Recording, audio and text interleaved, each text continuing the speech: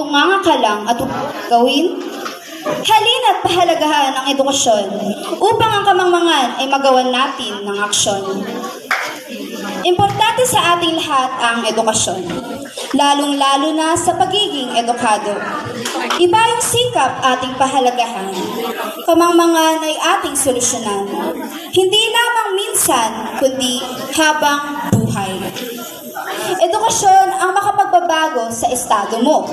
Sa buhay, hindi aasa ka lang dahil nakakangat ka na, kundi magtsatsaga ka sapagkat alam mo na walang permanente sa buhay. Edukasyon ay para sa lahat na nagsisilbing pamana ng ating mga magulang, na kailanman ay hindi maaagaw ng sinuman. Dahil ito'y nagsisilbing kayamanan natin sa buhay, kaya't sana'y huwag nating sayangin ang mga panahong kailangan nating tapusin.